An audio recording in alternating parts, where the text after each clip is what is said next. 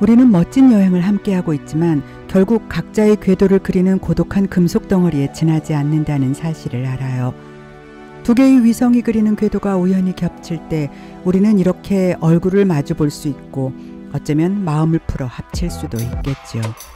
하지만 그건 잠깐의 일이고 다음 순간에는 다시 절대적인 고독 속에 있게 되는 거예요. 언젠가 완전히 타버려 제로가 될 때까지 말이에요. 완벽한 타인이 없듯 완벽한 동반자도 없다.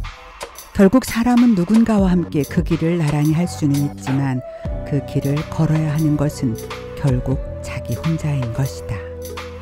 스푸트니크는 1957년 소련이 발사한 세계 최초의 인공위성입니다. 이 인공위성은 정해진 궤도를 따라 우주 공간에서 홀로 비행하는 고독한 존재를 상징합니다. 아이러니하게도 러시아어로 스푸트니크는 여행의 동반자라는 뜻을 가지고 있습니다. 인간의 근원적 고독과 동시에 그 고독 속에서 잠시나마 서로의 궤도를 공유하는 연인 혹은 동반자로서의 관계. 무라카미 하루키가 스푸트니크의 연인이라고 은유한 그것은 결국 어디에도 완벽한 동반자는 없으며 그저 각자의 궤도를 걸어야 하는 외로운 인간의 모습을 보여주려 했던 것은 아닐까요?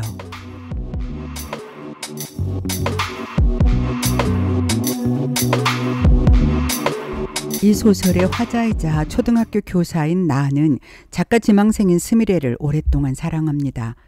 그러나 스미레는 정작 남자에는 관심이 없을 뿐 아니라 22살에 이르도록 아예 성욕 자체를 느껴보지 못한 여성입니다.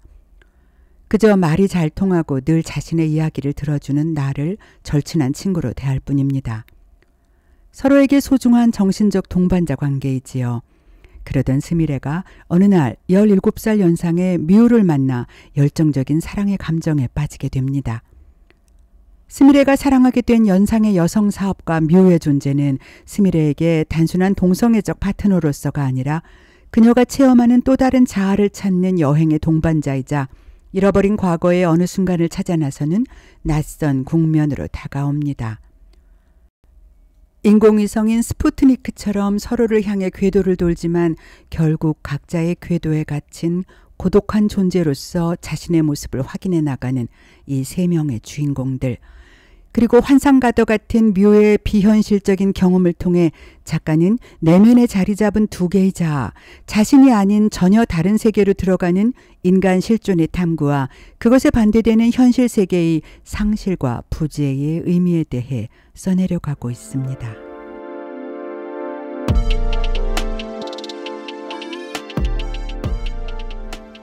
한마디로 말하면 그녀는 어쩔 수 없는 로맨티스트이자 고집스럽고 냉소적인, 좋은 말로 표현하자면 세상 물정 모르는 여자였다. 일단 말문이 터지면 끝없이 수다를 떨지만 마음이 맞지 않는 상대와는, 즉 세상을 구성하는 대다수 사람들과는 좀채 입도 벙긋하지 않았다. 나는 스미레에게 사랑을 느끼고 있었다. 내겐 오랜 기간 동안 스미레라는 존재밖에 없었다. 당연한 말이지만 나는 몇 번이나 그런 기분을 그녀에게 전하려고 했다. 하지만 스미레 앞에 서면 왜 그런지 나의 감정을 정당한 의미를 지닌 언어로 바꿀 수 없었다. 스미레는 일본어로 제비꽃이라는 뜻입니다. 그녀의 돌아가신 어머니는 제비꽃이라는 모차르트의 가곡을 매우 좋아했고 그래서 딸을 낳자 스미레라고 이름을 지었다고 하지요. 그러나 사실 그 가곡의 가사에 등장하는 제비꽃은 들판에 피는 한떨기 청초한 제비꽃의 이미지라기보다는 무신경한 양치기의 딸에 의해 어이없게 짓밟혀버리는, 그리고 정작 그 꽃을 짓밟은 사람은 꽃의 존재조차 눈치채지 못한다는 의미가 담겨 있었습니다. 소설의 후반부에 스미레가 자신의 사랑을 묘에게 갈구하지만 묘는 그녀의 손길을 받아들이지 못합니다. 그리고 사랑의 상실로 스미레는 자신의 실존 자체를 소멸시키기로 결심하고 묘와 함께 여행하던 그리스의 작은 섬에서 어느 날 밤 종적을 감춰버립니다.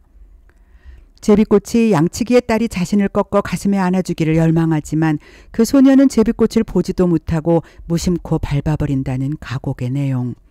그러나 그 안에서조차 제비꽃은 자신이 사랑하는 이에게 밟혀버리는 사실에 오히려 기뻐하며 죽는다는.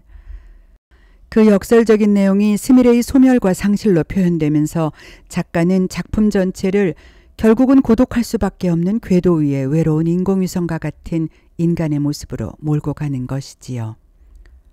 스미레는 글을 쓰고 싶은 강한 열망을 가진 작가 지망생이지만 그녀 스스로는 자신이 작가로 인정받지 못하는 것에 고뇌하면서 자신만의 세계에 갇혀 사는 인물로 그려집니다.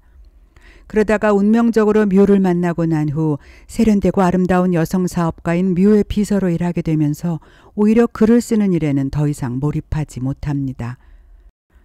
스미레가 그리스의 작은 섬에서 스스로 종족을 감춘 것은 그녀가 뮤에게 느끼는 열정적인 사랑에 혼란을 겪으면서 자신이 진정 누구인가에 대한 번민과 극도의 고독이 가져다준 강렬한 상실감으로 인한 것이었습니다. 그리고 그녀의 실종은 작가 무라카미 하루키 작품에 종종 등장하는 다른 세계로의 이동이라는 것과도 관련이 있다고 할 수 있습니다. 무라카미 하루키는 그의 작품에서 종종 현실의 제약에서 벗어나서 자아를 찾아 나가는 상황을 비현실적인 다른 세계로의 이동이라는 장치를 사용해서 표현합니다. 즉 뮤가 14년 전에 겪었던 환상과 비현실적인 경험 속에서 자신이 또 다른 자기 자신을 만나게 되는 경험을 하고 그 경험 이후 완전히 다른 두 개의 자아가 충돌하는 사람으로 살게 되었다는 이야기와 스미레의 실종이 겹쳐지면서 이야기는 현실에서 이루어지지 못한 열망과 상실의 고독이 다른 차원으로 흡수되어 버리는 묘한 결론으로 이어지는 것이지요.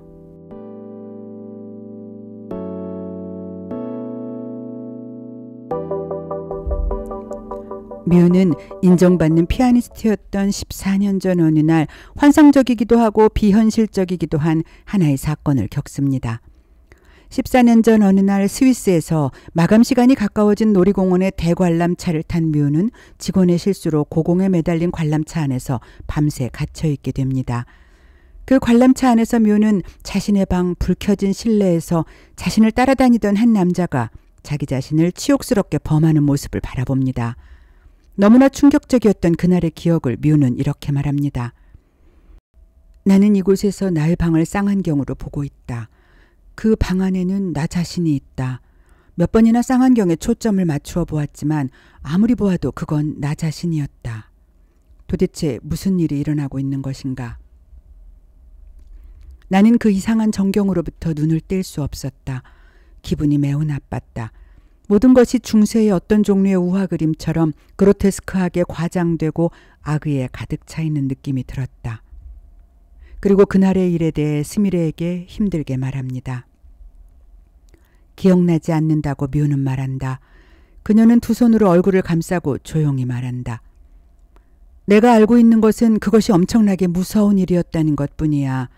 나는 이쪽에 있는데 다른 또 하나의 내가 저쪽에 있었고 그 페르디난도는 저쪽에 나에게 모든 행위를 했지. 그는 나를 관람차 안에 가두어 둔 채 저쪽에 나에게 자기가 하고 싶은 대로 했어. 그것은 나를 더럽히는 것만을 목적으로 행해진 의미 없는 음란한 행위였어. 나라는 존재를 더럽히고 있었어.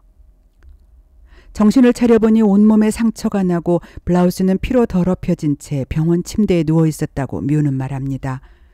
그리고 여권 사진과 그녀의 얼굴을 비교하던 경찰관이 조심스럽게 질문합니다. 마드모아젤, 실례되는 질문이지만 당신 나이가 정말 25살입니까? 어째서 그런 질문을 한 것인지 그녀는 이해할 수 없었지만 조금 뒤 세면대 앞에서 거울 속에 자신의 얼굴을 보았을 때 그녀는 소스라치게 놀라며 그 이유를 알게 됩니다. 머리카락이 한 올도 남김없이 하얗게 새어버린 것입니다. 거울에 비치고 있는 백발의 여자가 그녀 자신이라는 사실을 이해한 뮤는 정신을 잃고 그대로 바닥에 쓰러집니다. 그러면서 뮤는 자기 존재를 잃어버리게 되지요. 나는 이쪽에 남아있어. 하지만 또 한 사람의 나는 아니면 절반의 나는 저쪽으로 옮겨가 버렸어.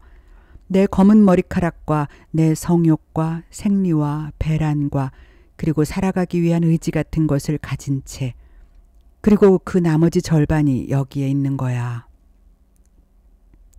또 다른 자신의 모습을 지켜보면서 고공에 밤새 갇혀있는 공포, 추위와 두려움, 그리고 그 이후 뮤의 현실을 점령해버린 영혼의 상실.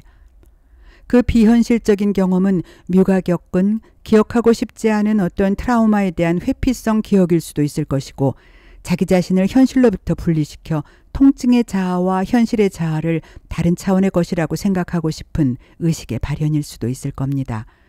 그리고 그 이야기를 어렵게 스미레에게 털어놓았던 것입니다.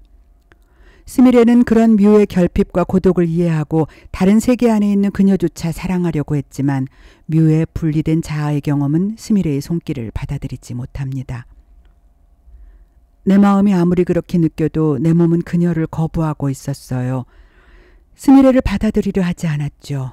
내 육체에서 흥분하고 있는 것은 심장과 머리뿐이고 나머지 부분은 돌덩어리처럼 딱딱하게 굳어 있었어요. 슬프지만 어쩔 수 없는 일이었어요. 결국 14년 전에 트라우마로 분리되어 상실된 뮤의 자아를 사랑하고자 했던 스미레가 할 수 있었던 것은 그녀 스스로 세상에서 분리되어 뮤의 다른 한쪽에 자아가 있는 저쪽의 세계로 들어가는 것이었습니다. 뮤가 잃어버린 그곳으로 스미레 자신이 들어가 합치고 싶었던 열망. 그렇게 스미레와 뮤는 모두 현실 세계에서 비켜난 곳으로 스스로를 던져 넣습니다. 두 사람 모두 고독한 궤도를 도는 스푸트니크처럼 결국 혼자만의 극한의 고독한 세계에 갇혀버리게 되는 것이지요. 이 소설의 상징성은 이처럼 비현실적이고 애매합니다. 14년 전 자신의 모습을 제3자처럼 바라보며 밤새 고공에 매달려서 공포에 떨었던 뮤의 비현실적 경험은 외면하고 싶은 과거의 자기 자신의 모습을 회상하는 상실과 고독의 모습이고 흔적도 없이 스스로 실종된 이후 반년이 넘게 지난 어느 날 예전에 늘 그랬듯이 새벽에 나에게 전화를 걸어와 아무렇지 않은 듯 쿨하게 나 돌아왔어 라고 말하는 스미레의 모습 또한 비현실의 자아와 현실의 고독 사이에서 상실과 결핍의 다른 모습을 드러내는 것으로 보여집니다. 이것은 이 소설이 계속해서 말하고 있는 상실과 분리에 대한 그림입니다. 자기 자신을 잃어버리는 상실, 그리고 그 상실과 고독을 견뎌내기 위한 자의적인 자기 분리. 결국 지독한 고독과 타인과의 단절이 궤도를 외롭게 도는 스푸트니크라는 인공위성으로 그리고 그 안에 태워진 최초의 우주 생명체인 외롭게 죽어간 개 라이카처럼 말이지요.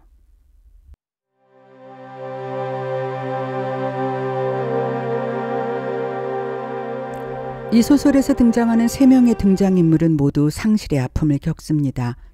첫째는 주인공 나가 가족처럼 키우던 개의 죽음으로 인한 상실이고 둘째는 스미레가 키우던 고양이가 나무 위로 올라가 버린 후 다시 내려오지도 다시 나타나지도 않았던 실종입니다. 그리고 마지막 스위스의 어느 유원지 대관람 차 안에서 자신의 반쪽이 상실되어 버리는 기이한 경험을 했던 뮤의 상실이 이어지지요. 현실과 비현실을 넘나들며 이 상실의 대상과 주체는 계속 그를 이끌어 나갑니다. 실종, 상실, 단절, 그리고 궁극적인 분리. 그러나 절대적인 고독과 상실의 참담함은 작품 내에서 그저 그 자체로 소멸되어 버리지 않는 생명력을 갖습니다. 마지막에 그동안의 실종에 대해 아무 설명 없이 스미레가 나에게 전화를 걸어서 나 돌아왔어 라고 말하는 그 순간 나는 이렇게 말합니다. 그렇지, 그래, 이제 된 거야. 우리는 같은 세계에 같은 달을 보고 있는 거야. 우리는 확실히 한 가닥의 줄로 현실과 이어져 있는 거야. 이제 나는 그 줄을 살살 앞으로 끌어당기기만 하면 되는 거야. 마지막 장면에서 나가 내뱉은 이 말은 그리스에서 암담한 상태로 스미레를 찾아 헤매던 그때 그 자신이 했던 독백을 다시 생각하게 합니다. 어째서 모두 이렇게까지 고독해져야만 하는 것일까 나는 생각했다. 어째서 그렇게 고독해질 필요가 있는 것인가. 이렇게 많은 사람들이 이 세상에서 살고 있고 각각 타인의 내부에서 무언가를 요구하고 있는데 어째서 우리는 이렇게까지 고독하지 않으면 안 되는 것일까. 무엇 때문에? 이 행성은 사람들의 적막감을 자양분 삼아 회전을 계속하는 것일까. 나는 눈을 감고 귀를 기울인 채 지구의 인력을 단 하나의 끈으로 삼아 하늘을 계속 돌고 있는 스푸트니크의 후예들을 생각했다. 그것들은 고독한 금속 덩어리로서 차단막도 없는 우주의 암흑 속에서 문득 마주쳤다가 스쳐 지나가고 그리고 영원히 헤어져 버리는 것이다. 주고받은 말도 없이 만나자는 약속도 없이. 절망의 상실 속에서 나아가 의미도 길도 잃은 채 되뇌었던 이 독백은 이제 느닷없이 다시 그의 앞에 나타난 스미레에 의해 길을 찾아갑니다. 지금 어디 있어? 그녀의 목소리가 들린다는 사실이 제대로 믿겨지지 않은 채 나아가 물었다. 지금 어디 있냐고? 지금은 잘 모르겠어. 하지만 그렇게 먼 곳은 아닌 것 같아. 아마도 꽤 가까운 곳인 것 같아.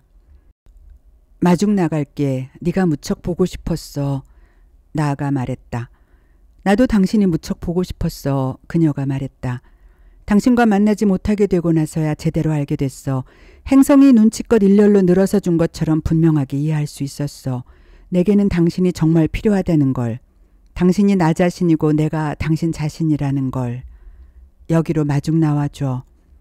결국 그들이 헤매다 빠져나온 곳은 실종과 단절의 끝이었고 고독한 스푸트니크처럼 만나지 못한 채 서로의 궤도를 각자 돌기만 하던 사람들의 마음속에서 찾아낸 아마도 꽤 가까운 곳에서 그들은 비현실적인 불확실성도 끝없는 결핍도 아닌 서로에 대한 의미를 찾아냅니다.